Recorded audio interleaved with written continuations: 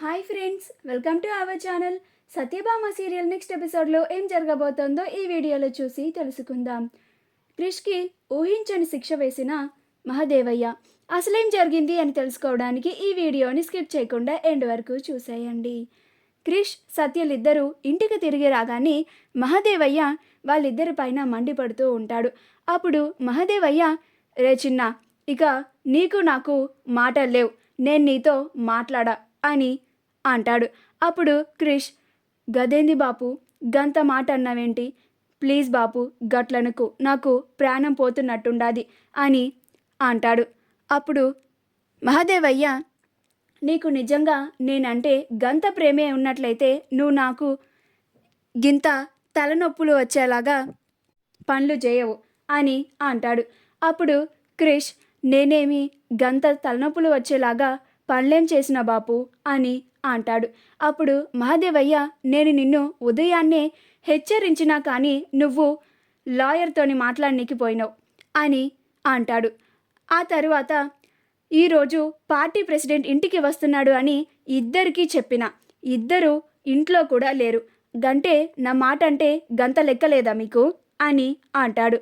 అప్పుడు సత్య, మావయ్య గారు, ఇదంతా నా వల్లే జరిగింది, నా కోసమే ఆయన బయటికి వచ్చారు, మీరేమన్నా శిక్ష వేయాలి అనుకుంటే నాకు వేయండి ప్లీజ్, ఆయనకి ఎలాంటి సంబంధం లేదు, ఆయనతో మాట్లాడను అని మాత్రం అస్సలు అనకండి, ఆయన మీతో మాట్లాడకుండా అస్సలు ఉండలేరు అని అంటుంది.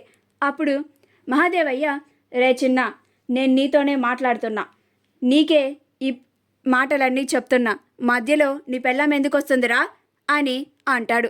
అప్పుడు క్రిష్, సత్య, నువ్వు కాసేపు మాట్లాడకుండా గమ్మునుండు అని అంటాడు. అప్పుడు క్రిష్, నిజమే బాపు, నువ్వు పొద్దున నాకు హెచ్చరించావు, సత్య వాళ్ళ నాయన మర్డర్ కేసులో ఇరుక్కున్నారని ఆయన గురించి పట్టించుకోవద్దు అని చెప్పినావు, నిజమే, కానీ సత్య వాళ్ళ నాన్న కోసం చాలా బాధపడుతుంది, సత్యని నేను అలా చూడలేకపోతున్నా బాబు, గందుకే ఇలా చేశాను, నీకు దీనివల్ల ఎలాంటి పరువు పోదు బాపు, నా మాట విను అని అంటాడు.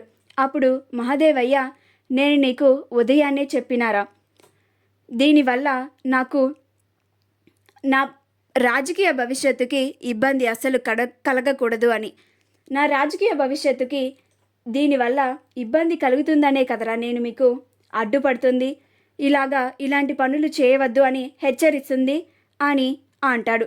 నేనంత చెప్పినా కానీ మీరిద్దరూ కూడా నా మాటని లెక్క చేయకుండా వెళ్ళిర్రు, ఇక నేను నా నిర్ణయాన్ని నేను తీసుకుంటాను, ఇక నుంచి ఈ ఇంట్లో నేను నీతో మాట్లాడను అని అంటాడు. అప్పుడు సత్య, ప్లీజ్ అత్తయ్య గారు, మీరైనా మావయ్య గారికి చెప్పండి అని అంటుంది.